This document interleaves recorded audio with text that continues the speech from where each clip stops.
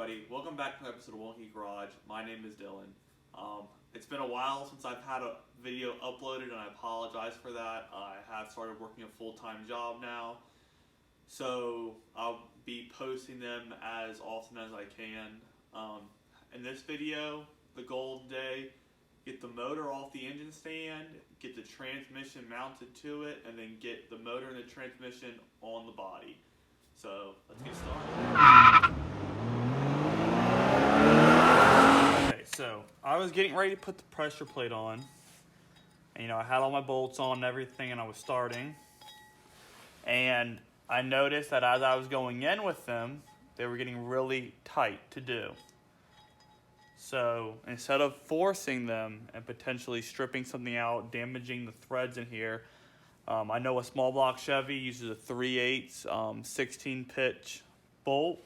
So I went to my tap and die set and went and chased all the threads with it, cleaned them all out, so that now when I go to put these bolts back on, I don't have to worry about, dirty threads.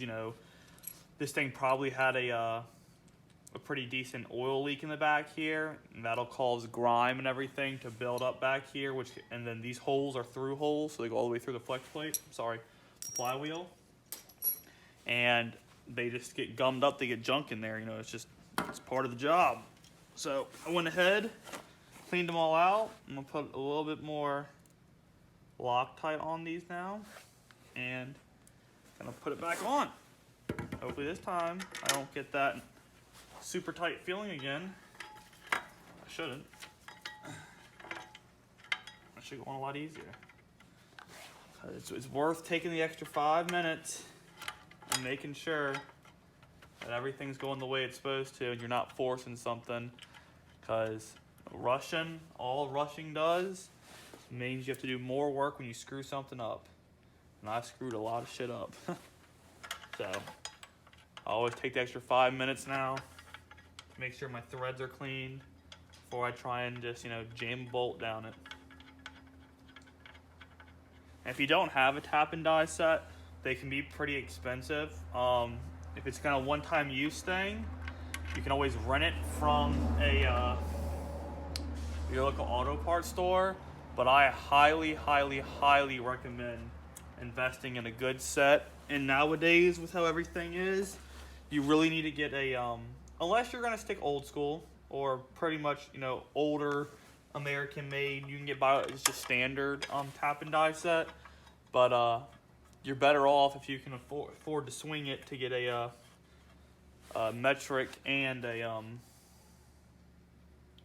SAE set, and it'll pay for itself pretty quickly if you work a lot in the garage and stuff. It'll pay for itself quickly by saving threads, saving bolts, anything with a thread on it, And then also, you get the ability to actually start tapping stuff and making your own threads for stuff. Definitely worth the investment. See, as you can see now, pulling in a lot better. I'm making sure that my clutch itself is still centered. As I tighten it down.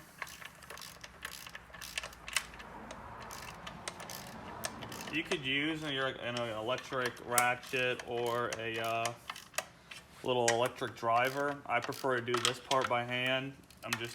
What I'm used to doing. So that's how I go. But you don't want to. You want to go until all the areas are making contact with the flywheel, but you don't actually want to tighten anything down, because this does have a torque spec of 35 foot-pounds for a small block Chevy flex pressure plate, and you want to be 35. You don't want to be over, you don't want to be under. Just keep going around, pulling it down.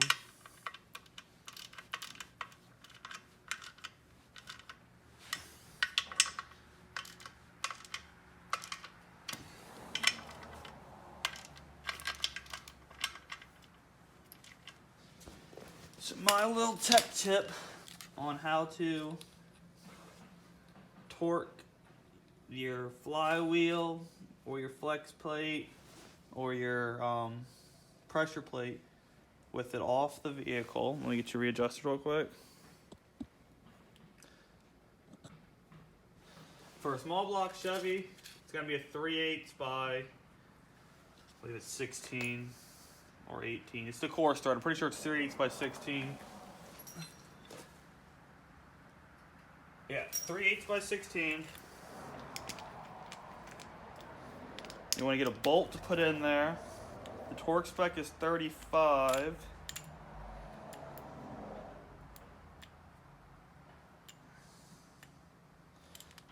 So I'm going to start out at 25. Alright, and all you're going to do is take this, put it right there, get on your nut,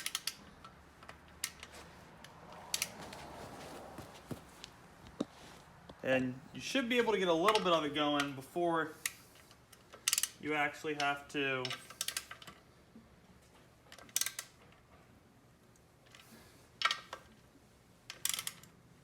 what I'm trying to say is you're not going to have to hold that for everything. I can't remember if it starts breaking away near 30 foot-pounds or whatnot. You do want to do this in a star pattern.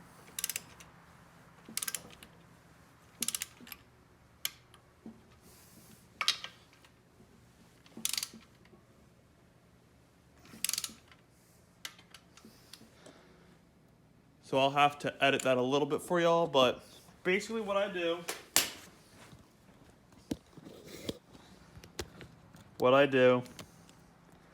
is I put a bolt here in the block, put my screwdriver in there, and then as the motor turns over, it'll actually lock that screwdriver to there, and that will allow you to go around and torque all of your flex plate bolts, your pressure plate in my instance, and my flywheel. That's how I did it. And it just makes it so if you're by yourself and the motor's out of the car, you can do it like this. If it's all in the car, then it might be a bigger issue for you to do or not, but this is how I do it, and it works out great. And then, like I said, when you're torquing down your flex plate, your flywheel, anything with a torque spec, 3 intervals to make sure you get a nice solid bolt down. But that's it for right now. Let me get set up to get my transmission bolted up in here. All right, so as you can see, I got the bell housing. I got the transmission bolted back to the motor. This was a lot harder than it needed to be for one reason. This transmission, unlike most GM transmission, used a fine spline output shaft, thus the clutch is a fine spline. Most GM transmission use a 10 spline coarse way to put it, a coarse spline. It's a 10 spline output shaft. I probably have 100 different 10 spline GM clutch tools. The tool that goes through the clutch into the pilot bearing to center the clutch. I have 0 fine spline. So my issue I was having was that my clutch wasn't centered properly, not allowing the input shaft to go into the pilot bushing.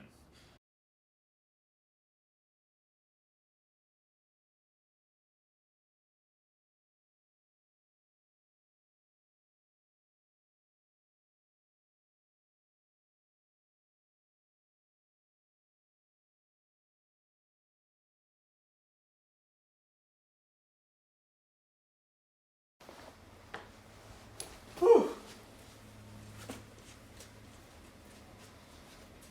Alrighty, well, as you can see,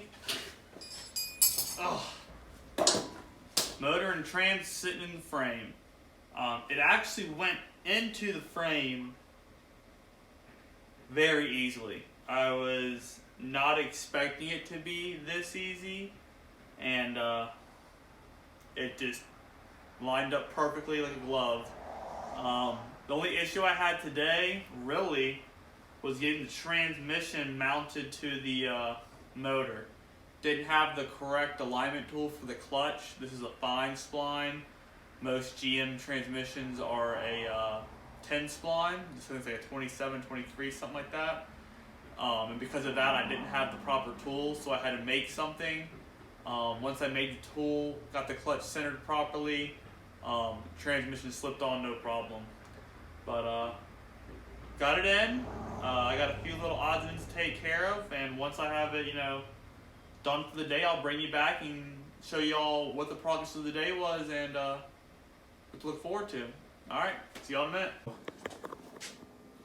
Just want to kind of give you an update on what's going on with the Vette. So as you can see, I had to put a new body mount on here, just the top plate. The way I did that is I just took a pattern off of this one and just transferred it over here. It is going to sit just a hair higher over here. However, a lot of these body mounts had shims, and that'll just get taken care of in the shims. So what I've been working on recently, right now today, okay, so what I've been working on today is getting this exhaust system mocked up. I'm about to start welding it together in certain areas, and I just kind of wanted to show you how I ended up doing it. So up here is the factory wide pipe. I am using the factory exhaust manifold, so that worked out great. My exhaust I had on here when we started was completely destroyed. It was rotted out. It couldn't be used. I actually bought the entire exhaust system off of Facebook Marketplace for $75. And it came with everything that I needed. Obviously, once you buy somebody else's, exhaust system and it was welded on and it comes cut, it's going to take a little bit to get it together. So right here is part of the exhaust I bought. I then have an adapter right here that allows me to connect this piece to my Y pipe. And then right here I have two 45s connected together that takes place. This is a universal cat right here that they put in when they did it. This vehicle did come with a catalytic converter in the mid-70s. I'm obviously not doing that. And I just had to take 245s, flip them around each other, and that gave me my exhaust. The back is all factory, but I want to show you how I figured. Okay, so as you can see, I have the 245s right here. The way I went about determining what I needed, what angles I needed, and go to a local parts store and pick these parts up, was I had all of this in the back half and I just had to figure out this. So I set it up as it would be in the car, both ways, and then we keep a piece of this flexible exhaust pipe. And what I did is I just got where I needed it. I made the bend. I put on the bottom, put the bend in here, roughly, and then bam. And I got my rough shape right there that I needed.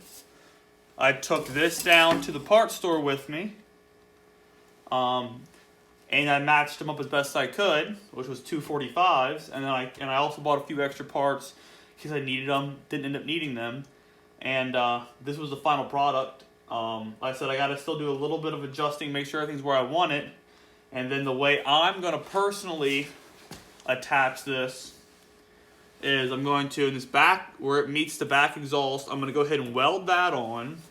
Obviously, I'll weld this connector right here on. Right here is going to get a crimp, and all the way up here will get a crimp. The reason being, if you weld it all together, and you ever want to upgrade, or you ever down the road have to replace a part, you got to cut stuff off. Right here, I can take this crimp out here, remove the 4 supporting bolts in the back that hold this thing up, and I can take this out, take this clamp off here, and I can slide this exhaust pipe out, and I can easily maintain this exhaust system for the next 20 years or whatever, however long I have this vehicle, and I never have to keep cutting and welding. It's all crimp joints that are going to make my life super easy to deal with. But I just want to show y'all how I did that, and when it's all said and done, I'll show you what it looks like when it's fully on the vehicle.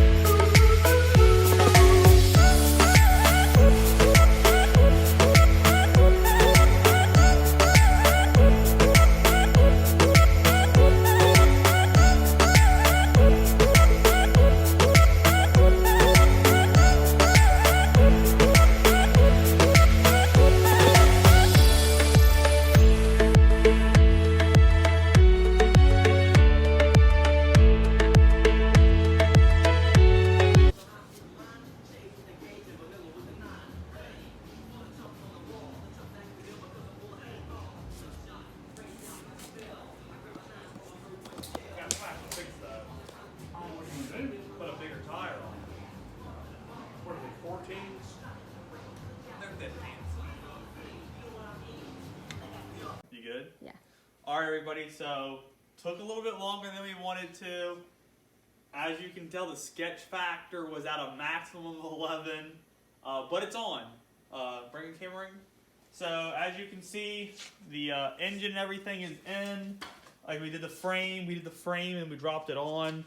We got the body all on. I got a few body mounts still to go, but for the most part, she's done. But I do apologize for the delay in the videos. It should start coming back a little bit more consistent every week to every other week. I just started a new job, so I had to kind of get in the groove of working on this, not full time, but now when I have time. But thank y'all so much for watching.